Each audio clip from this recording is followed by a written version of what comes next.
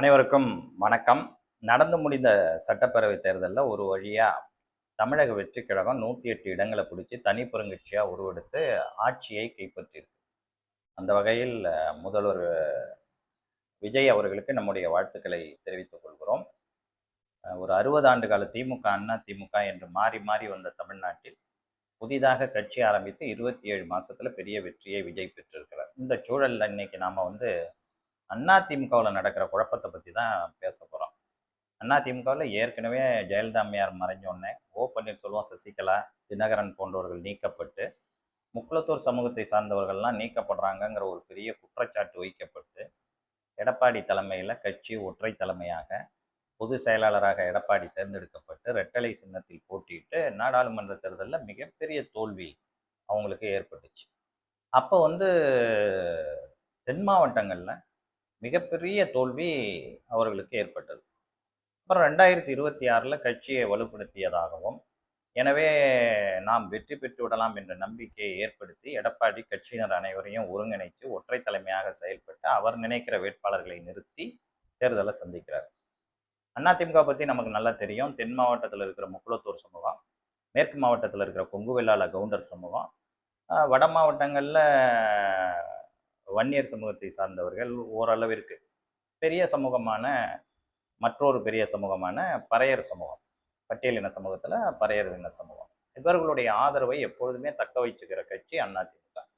எல்லாருக்கும் தெரியும். இது ஒரு தேவர்கள், கவுண்டர்கள், பறையர்கள் கட்சி என்று சொல்லப்படுகிற அளவுக்கு இது ஒன்றா இருந்து வெற்றி பெற்ற கட்சி.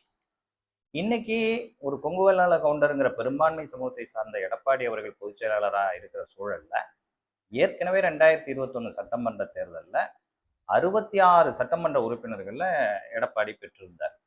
இந்த தேர்தலில் அதுவும் குறைஞ்சி 47 சட்டமன்ற உறுப்பினர்கள் தான் ஜெயிச்சாங்க. 3வது இடம் தமிழ்நாட்டில். இது அதிமுகவுக்கு தொடர் தோல்வி.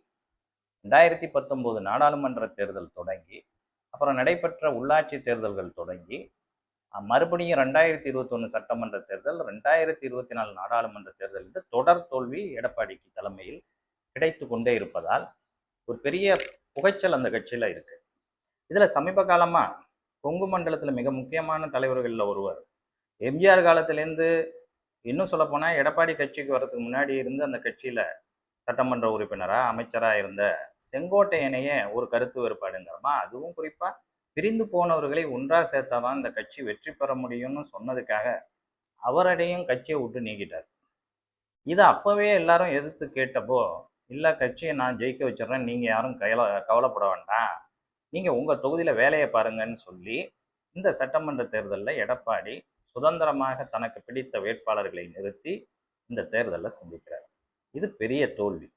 47 சட்டமன்ற உறுப்பினர்கள் தான் ஜெயிக்கிறாங்க. நான் சொன்ன மாதிரி 66 சட்டமன்ற உறுப்பினர்கள்ல கடந்த 2021 ஏறத்தாழ 40 சட்டமன்ற உறுப்பினர்கள் கொங்கு பகுதியிலே தேர்ந்தெடுக்கப்பட்டாங்க.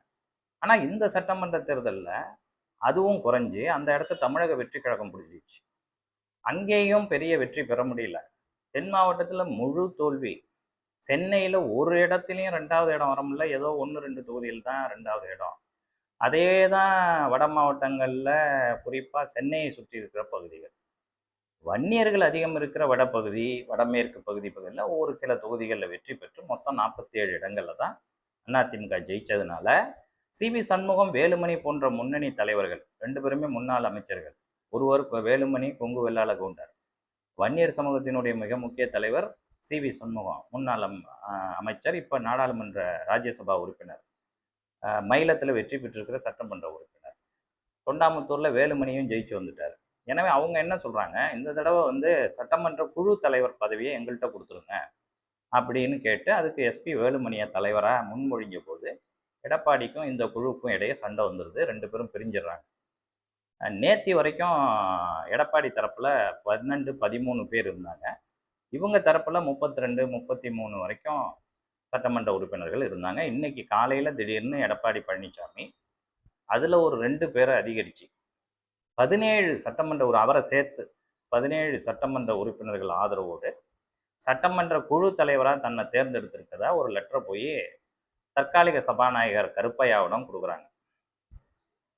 இதில் தான் இப்போ இந்த தலைமையேற்று நடத்திய எஸ்பி வேலுமணி, சண்முகம் போன்றவர்களுக்கு ஒரு பிரச்சனை. என்னன்னா, கட்சித்தாவல் சட்டப்படி 3ல 2 பங்கு உறுப்பினர்கள் இருந்தால் தான் ஒரு கட்சியிலேருந்து பிரிஞ்சு போய் தனி அணியா முதல்ல செயல்படலாம்.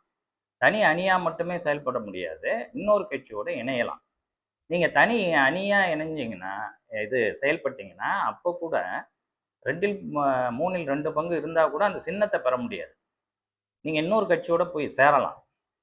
அதற்கும் மேல் ஒரு உறுப்பினர்கள் கூடுதலா இருந்தாதான் நீங்க கட்சித்தாவல் தடை சட்டப்படி கட்சியில் தகுதி இழப்புக்கு உள்ளாகாமல் இருக்க முடியும். அதுதான் சட்டம். அப்படின்னா 47 பேர்ல உங்களுக்கு 3ல் 2 பங்குங்கிறது 33. இந்த 33 இடம் குறைந்தபட்சம் இருந்தாதான் நீங்க கட்சித்தாவல் தடை சட்டத்திலேருந்து தப்பிக்கலாம். அதே மாதிரி இந்த யாருடைய கட்சி அப்படின்னு பார்த்தா இது எடப்பாடியுடைய கட்சி சட்டப்படி.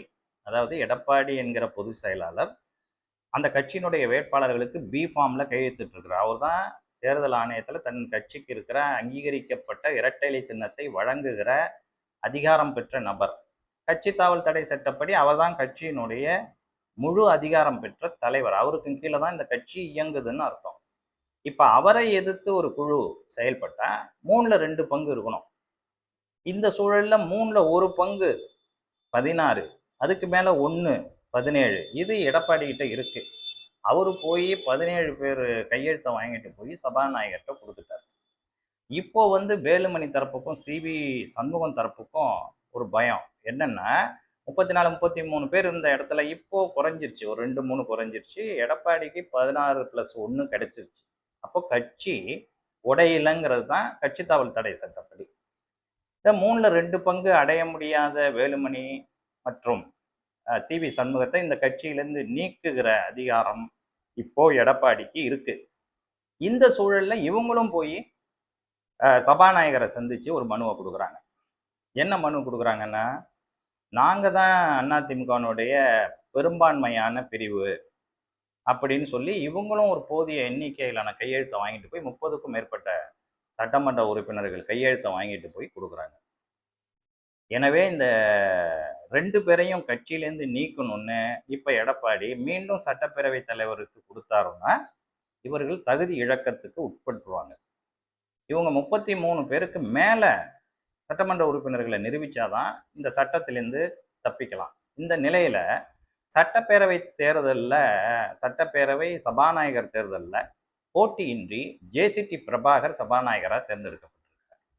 ஜேசிடி பிரபாகர் யாருன்னா, ஏற்கனவே அதிமுகவிலிருந்து ஓ பன்னீர்செல்வம் நீக்கப்பட்ட போது அவரோடு இணைந்து எடப்பாடியை எதிர்த்தவர். எடப்பாடியின் தலைமையை எதிர்த்து பிறகு ஓ பன்னீர்செல்வமும் இவரும் அந்த கட்சியிலிருந்து வெளியேறி ஓபிஎஸ் திமுகவுக்கு போயிட்டாரு.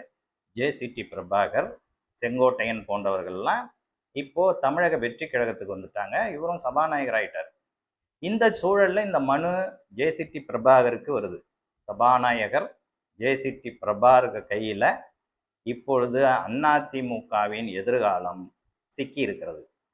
யார் பெரிய கட்சி, யார் கட்சித்தாவல் சட்டத்துக்கு உட்படுவார்கள், யார் தண்டிக்கப்படுவார்கள் என்று முடிவெடுக்கிற அதிகாரம் சட்டப்பேரவை தலைவரான ஜேசிடி பிரபாகர் கரத்தில் இயற்கை ஒப்படைத்திருக்கிறது. பாருங்க, எந்த ஜேசிடி பிரபாகரை ஒதுக்கி வச்சாரோ எடப்பாடி, அவருடைய கைக்கே அந்த கட்சியினுடைய தலையெழுத்து போய் அமர்ந்திருக்கு.